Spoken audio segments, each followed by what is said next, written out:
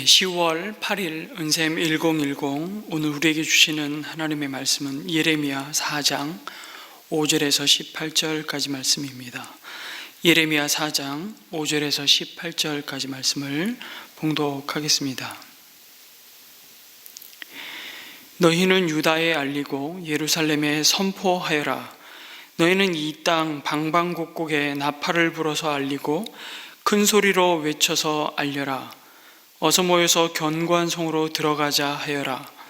시온으로 가는 길에 깃발을 세우며 지체하지 말고 대피하여라. 내가 북쪽에서 재앙을 몰아와서 크나큰 파멸을 끌어들이겠다. 사자가 일어나서 숲속에서 뛰쳐나오듯이 세계 만민을 멸망시키는 자가 길을 나섰다. 그가 너의 땅을 황무지로 만들려고 제자리를 떴다. 이제 곧 너의 모든 성읍이 폐허가 되어 주민이 없을 것이다. 그러므로 너희 이스라엘 백성아, 굵은 베옷을 허리에 두르고 과연 주님의 맹렬한 분노가 아직도 우리에게서 떠나가지 않았구나 하고 탄식하며 슬피 울어라. 그날이 오면 왕이 용기를 잃고 지도자들도 낙담하고 제사장들도 당황하고 예언자들도 소스라치게 놀랄 것이다. 나 주의 말이다. 그때 내가 이렇게 아뢰었다. 아, 주 나의 하나님, 진실로 주님께서 이 백성과 예루살렘을 완전하게 속이셨습니다. 예루살렘은 안전하다 하셨으나 이제는 칼이 목에 닿았습니다. 그때가 오면 이 백성과 예루살렘이 이런 말을 들을 것이다. 소용돌이 치는 열풍이 사막에서 불어온다. 나의 딸 나의 백성이 사는 곳으로 불어온다. 이 바람은 곡식을 키질을 하라고 부는 바람도 아니고 알곡을 가려내라고 부는 바람도 아니다. 그것보다 훨씬 더 거센 바람이 나 주의 명을 따라 불어닥칠 것이다. 백성에게 심판을 선언하시는 분은 바로 주님이시다. 적군이 먹구름이 몰려오듯 몰려오고 그 병거들은 회오리 바람처럼 밀려오며 그 군마들은 독수리보다도 더 빨리 달려온다. 이제 우리는 화를 당하게 되었다. 우리는 망하였다. 예루살렘아, 내가 구원을 받으려면 너희 마음에서 악을 씻어버려라. 내가 언제까지 흉악한 생각을 너희 속에 품고 있을 작정이냐. 이미 단이 소리친다. 에브라임 산이 재앙의 소식을 전하여 이르기를 이 소식을 여러 나라에 알리고 예루살렘에 전하여라. 적군이 먼 땅에서 몰려와서 에워싸고 유다의 성읍들 쪽으로 전쟁의 함성을 지른다. 적군이 논밭지기들처럼 사방으로 예루살렘을 둘러싼다. 그 도성이 주님께 반역하였기 때문이다 한다. 나 주의 말이다. 너의 모든 길과 행실이 너에게 이러한 재앙을 불러왔다.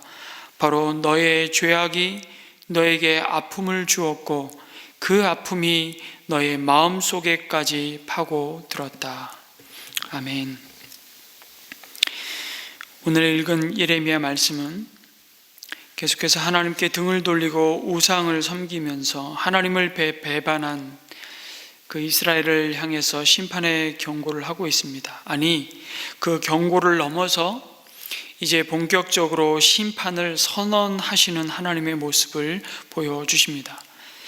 나에게 돌아오라고 회개를 촉구하시며 주의와 경고를 계속하시던 하나님이 이제 드디어 징계의 칼을 뽑으셔서 내가 반드시 교만하고 어리석은 백성을 심판하시겠다는 그 의지를 드러내십니다. 5절에서 6절에 보면 그 심판의 소식을 유다와 예루살렘과 그리고 하나님이 주신 이 아름다운 땅, 그러나 유다의 불순종으로 더럽혀진 그 모든 땅에 재앙을 선포하고 나팔을 불어 알리라고 말씀하십니다. 큰 소리로 외쳐 알리라고. 누구도 그 재앙의 소식을 듣지 못했다는 변명을 하지 못하도록 크게 외쳐 알리라고 말씀하십니다. 그리고 예루살렘 성으로 속히 대피하라고 그 가는 길에 깃발을 세워 지체하지 말라고 하십니다. 어찌 보면 이 깃발은 재앙이 이미 우리에게 닥쳤음을 알리는 봉화와 같은 역할이기도 하지만 그 도피성을 향해 그들의 안전한 그 생명을 지킬 그곳을 찾아갈 수 있도록 이정표와 같은 역할을 함으로 그 백성이 신속히 그 땅에 임하는 재앙을 피할 길을 주시는 마지막 하나님의 은혜인지도 모르겠습니다. 하나님의 심판을 그럼에도 피할 수도 없을 뿐만 아니라 그 심판이 얼마나 급박하게 이루어질 것인지를 말씀해 주십니다. 그리고 그 재앙은 북쪽에서부터 몰려올 것이며 7절에서 그들이 가져올 파멸의 실상이 얼마나 처참한 것인지를 구체적으로 보여주십니다. 그리고 이어서 8절 9절에서 그 심판의 때에 이스라엘 백성과 특히 그들의 지도자들이 겪게 될 고통과 탄식을 말씀하시며 누구도 이 심판의 재앙으로부터 피할 수 있는 인생이 없다는 것을 분명히 하십니다. 그런데 아이러니하게도 이 심판의 선언을 받는 이 상황 속에서도 정작 유다는 스스로 아무런 문제의식을 갖고 있지 않았다는 것입니다. 오히려 요시야 왕의 종교개혁으로 잠깐 반짝하는 신앙의 부흥운동도 일어나고 국제적인 정세로 볼 때 그 오랜 세월 근 100년에 걸쳐서 고대 근동을 잔인하게 다스렸던 아수르는 오히려 서서히 쇠락해가는 상황이었습니다. 그러니 예레미야의 이런 말은 백성들에게 혹은 이스라엘 백성의 지도자들에게는 오히려 공포를 조장하고 혹세무민하는 말처럼 들릴 수밖에 없었습니다. 오히려 매국노와 같은 말인 거죠. 그러나 10절에 그때 예레미야는 뭐라고 하나님 앞에 말할 수밖에 없었습니까? 진실로 하나님께서 이 백성과 예루살렘을 완전하게 속이셨다고 말하게 될 것이라고 고백합니다. 아니, 하나님이 속이는 자라고 말하다니, 이런 신성모독이 어디 있습니까? 그런데 이게 무슨 말입니까? 아까 빨리 견고한 성 시온으로 대피하라고 그렇게 나팔을 불고 큰 소리로 방방곡곡에 외치라고 하셨잖아요. 그런데 그렇게 가장 안전하다고 믿는 그들의 요새 예루살렘 성에 이 백성을 다 몰아넣으시고 어쩌면 한 번에 그 성을 무너뜨리고 그들을 멸망시키시겠다는 것입니다. 그러니 예레미야 입장에서 보면 하나님이 속인 것이라고 따지는 겁니다. 예루살렘은 안전하다고 하셨는데 이제 칼이 목에 닿았다고 단식하는 것이 바로 그것입니다. 그런데 하나님은 분명한 대답을 주십니다. 하나님이 속인 것이 아니라 오히려 여전히 죄악의 구렁텅이에 빠져 있으면서도 경고하시는 하나님의 음성에 귀를 막고 너희 스스로 안전하다, 평안하다고 말하는 그 거짓 선지자들의 메시지에 너희 스스로 속고 있는 너희 자신을 바라보라고 하십니다. 그래서 18절에 너의 모든 길과 행실이 너에게 이러한 재앙을 불러왔다고 말씀하십니다. 예레미야서에서는 이 말씀을 얼마나 자주 반복해서 하고 계시는지 모릅니다.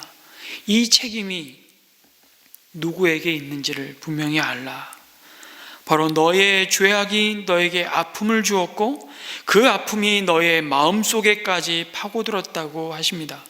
근본적으로 유다가 거둘 악은 자신이 스스로 뿌린 악이었습니다.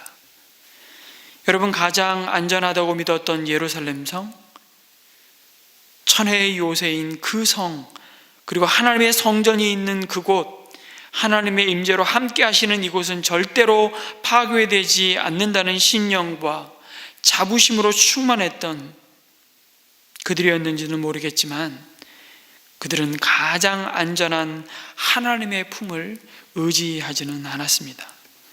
무엇이 그들을 여기까지 보호하시고 그 아름다운 땅과 성에서 그들을 먹이시고 지키셨는지를 그들은 끊임없이 망각했던 것입니다. 그 죄악이 그들로 하나님을 의지하기보다 더 풍요로운 가나안의 풍속을 좇게 만들었고, 하나님이 가증히 여기시는 우상 숭배의 길로 더 빨리 달려가게 만들었다고 줄기차게 말씀하십니다. 그런데 더 아픈 말씀은 사실 17절 말씀입니다. 적군이 논밭지기들처럼 사방으로 예루살렘을 둘러싸고 그 도성이 주님께 반역하였기 때문이다 한다고 말씀합니다. 무슨 말입니까? 그들이 이렇게 재앙을 당하고 무너지는 이유가 하나님을 반역했기 때문이라고, 오히려 하나님을 모르는 이방인들이 그들에게 깨우치는 것입니다. 물론 이것은 그들이 하나님을 섬긴다면서 어째서 너희들이 이런 수치를 받느냐고 하나님과 그 백성을 조롱하는 말일 수도 있습니다. 그럼에도 지금 하나님의 언약 백성의 심각한 영적 어두움을 그렇게 부끄럽게 들추어 내시는 것입니다. 이것보다 더한 고통이 없음을 보여주시는 것이죠.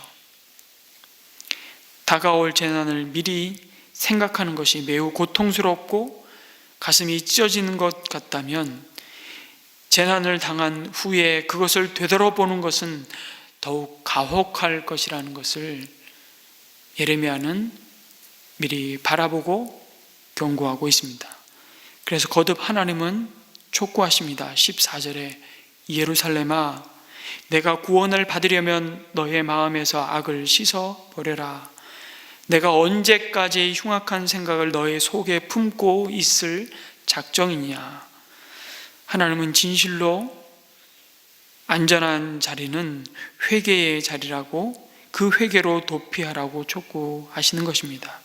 심판으로 통곡하는 자리에 서지 않으려거든 먼저 너희 죄에 대해서 애통하는 자리에 서라고 말씀하시는 것입니다. 애통하는 자는 복이 있나니 저희가 위로를 받을 것임이라고 우리 예수님이 말씀하셨던 것처럼, 여러분, 애통한다는 것은, 회개한다는 것은 단순한 슬픔 이상입니다. 여기서 가리키는 애통은 창자를 끊어내는 듯한 아픔, 뼈를 깎는 듯한 고통을 동반한 슬픔이겠죠. 그런데 이러한 애통은 사는 것이 힘들어서 애통하는 것이 아닙니다. 돈이 없어서 억울한 소리를 들어서 애통하는 것이 아닙니다.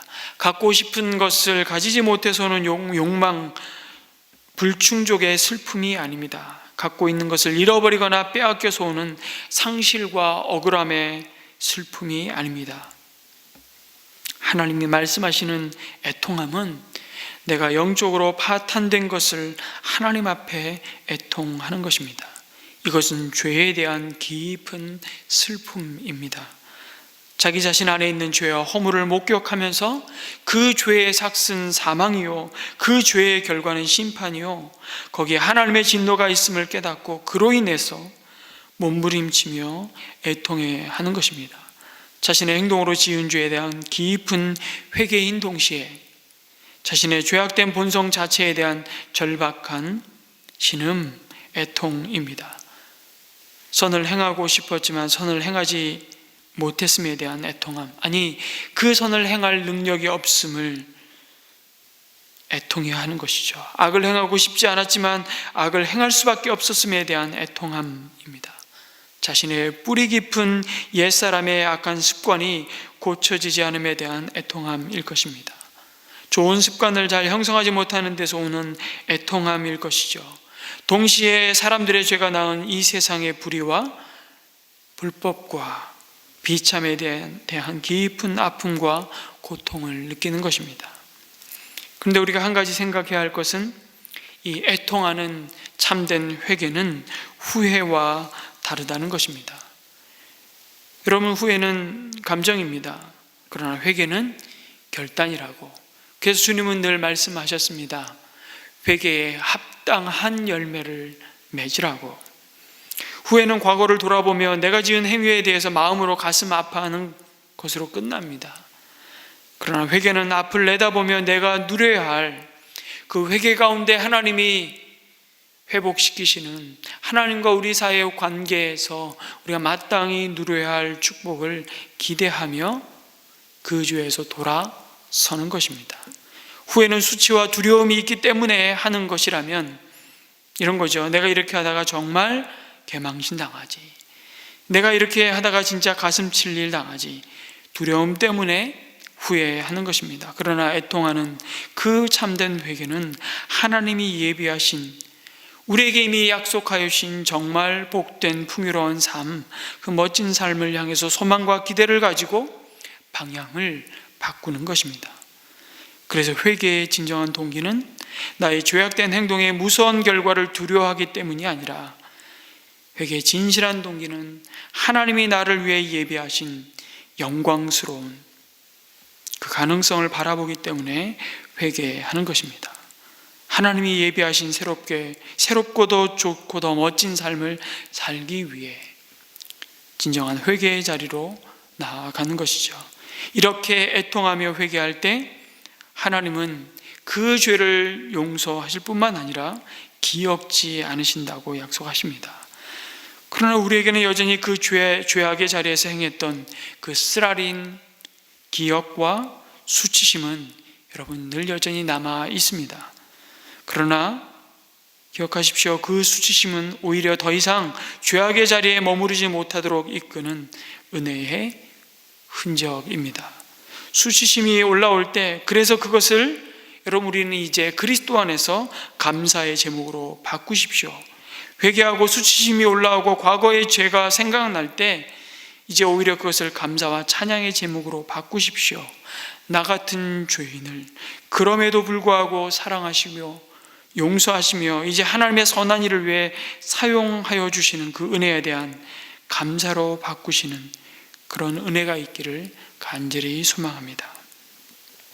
이제 오늘 우리에게 주시는 이 말씀을 기억하며 우리가 함께 기도했으면 좋겠습니다.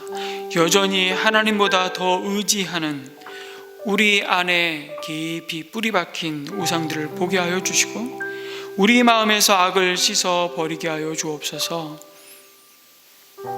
흉악한 생각을 우리의 속에 계속 품고 있으면서 그 악이 악을 잉태하고 그 악이 자라서 죄악의 열매를 맺는 그 악순환의 고리와 습관을 끊어버리게 주님 도와주시옵소서. 후회가 아닌 죄에 대해 깊이 애통하게 하시고 하나님이 약속하신 참된 위로와 사죄함의 기쁨과 은총을 누리게 하여 주옵소서. 그 은혜를 구하며 아울러 은샘 1010 기도 제목을 가지고 우리가 함께 마음을 기울여서 기도했으면 좋겠습니다. 특별히 목요일 우리 가정을 위해서도 함께 우리 가족들을 위해, 우리 믿음의 가족들을 위해서도 기도해 주시고, 특별히 고3 우리 수험생 자녀를 둔 우리 가정들이 많이 있습니다. 12월에 수능을 앞두고 참 올 한 해 정말 어느 학년보다 힘겨운 시간들을 보내고 있는 우리 고3 수험생 우리 자녀들이 끝까지 주어진 그 배움의 시간들을 성실히 잘 채워가며 하나님과 함께 동행하며 이 배움의 길을 인도하시고 또 열어주시는 그 하나님께 기도하며 하나님이 주시는 지혜와 은혜를 따라 남은 시간들을 잘 집중해서 감당할 수 있도록 우리 수험생 우리 자녀들을 위해서도 기도해 주시면 감사하겠습니다. 우리 다 같이 함께 기도하겠습니다.